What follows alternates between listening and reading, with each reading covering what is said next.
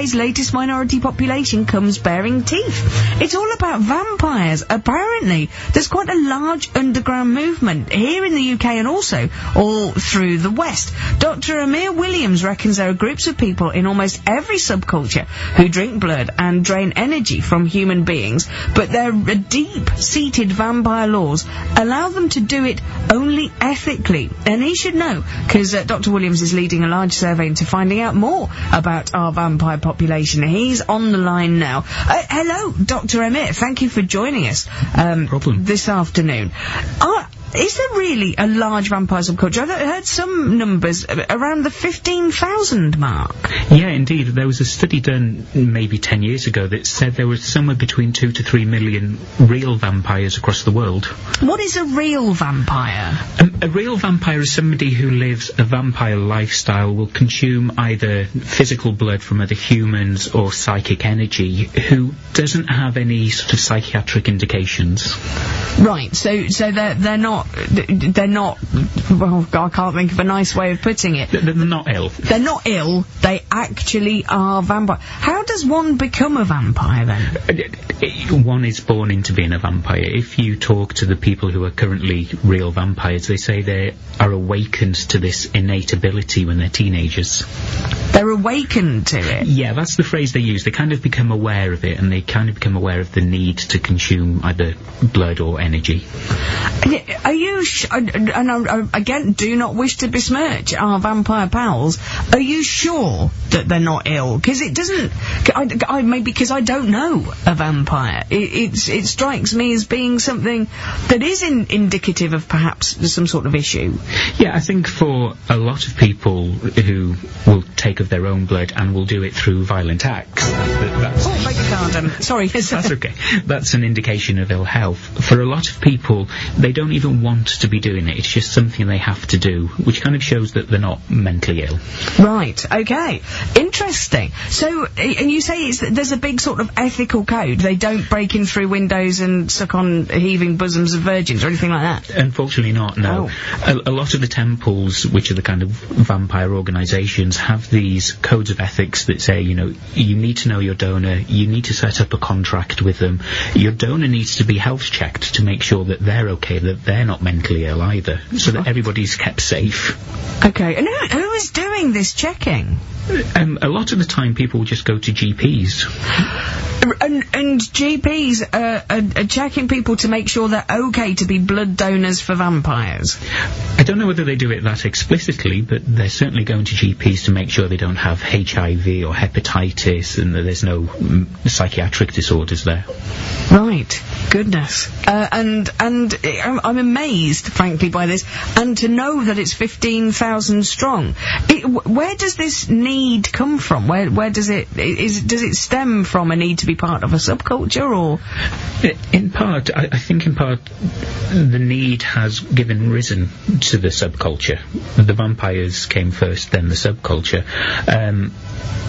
What hasn't been done yet is a good psychological survey to find out, and that's what I'm trying to do. Okay, what are you trying to establish then? I'm trying to establish what the personality of this subculture looks like, what their superstitious and religious beliefs are, and how elements of like self-esteem and psychological well-being interplay with these beliefs. Right, okay. So is psychological well-being different to actually having a sort of major league psychiatric issue? Yes, it is, yeah. Everybody has psychological well-being. It looks at things like general happiness, self-esteem, a notion of what the self is. Right. Whereas psychiatric issues are, left to psychiatrists. They understand it better. And how are you doing this? I have a online questionnaire up on SurveyMonkey to which about 2,000 people have already replied, who are either vampires or enthusiasts or donors, and we're just looking for more people to come along. Right, okay. So where do we sign up for this survey then? SurveyMonkey? Yeah, it's surveymonkey.com/s/vampire. Right, /s forward, and we'll have a look at this then. It'd be interesting to have a look. And so what kind of questions are you asking? We've got very well established measures of personality. We have the Ising personality questionnaire. We have Cooper-Smith's self-esteem inventory, which measures kind of how well you think about yourself. And then we have a few items I've done on superstitious beliefs and religious beliefs. Now, what's the reaction been like so far? Presumably you've had a bit of sort of incredulity from folk. Oh, yes. I've had people saying that obviously my PhD was in Coronation Street studies. Importantly, though, the vampire community have taken it really well, and that's the important thing for me.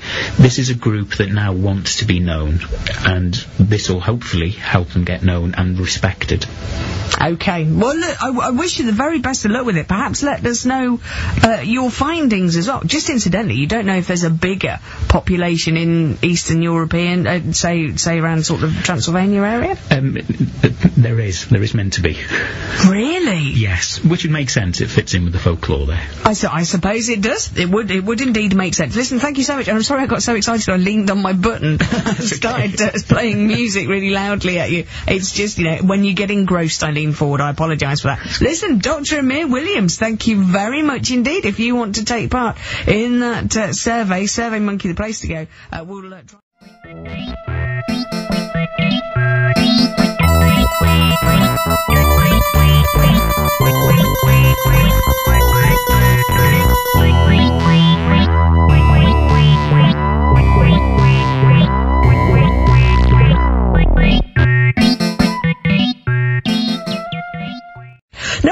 At the very top of the show today, we spoke to Dr Emyr Williams, who's been doing a study into vampires. There's loads of them about the place, apparently. There was a study done maybe 10 years ago that said there were somewhere between 2 to 3 million real vampires across the world. What is a real vampire?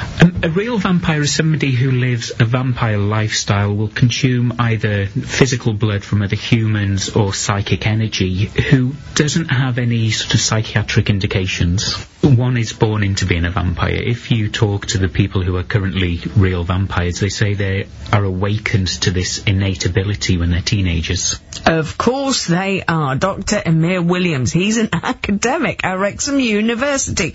Steve Ball is our local sort of supernatural boffin. He'll know more. Hi, Steve. How you doing, Vic? You right? Yes, thank you very much. He reckons 15,000 vampires could be clogging up our streets. Yes. What do you think? Well, it's a bit confusing, isn't it? I mean, mathematically, it is impossible for vampires to exist. Is it? It is. Because if you think about it, if one vampire eats one person a month, yeah, right, and they then turn into a vampire themselves, within 3 years, the entire population of the Earth would be vampires. Man alive. So he says that this study that happened a decade ago can't possibly have happened because we'd all be vampires by now. Exactly. Yeah, exactly. We would all be vampires by now if they were actually real. Ah, so are there any legends of Coventry vampires kicking about the place? I've got to be. I've never heard anything at all. I was actually flabbergasted when I heard this guy being so serious about the existence of the Nosferatu, so to speak. Steve, seeing as you seem to know more about these things than I do you think Dr Emyr Williams was pulling my chain? There is actually, I do know that there is actually a psychological thing where people do actually drink blood, and as he said, there are certain people that do like to live the vampire lifestyle. They will even cosmetically have their teeth turned into fangs. You know, I mean, we all know, Vic, there are some very, very strange people out there. There are. Thankfully, not many of them in Coventry and Warwickshire. We're safe here, Steve. No, as far as the archetypal Twilight vampire or that sort of thing, no. I've never come across any legend stories, second-hand knowledge or anything at all, and we've spent the night in some very, very creepy places. Yes, and it's an enormous relief. Thank you so much, Steve Ball. There will be no shortage of capes in Coventry and Warwickshire because there are no vampires. What a...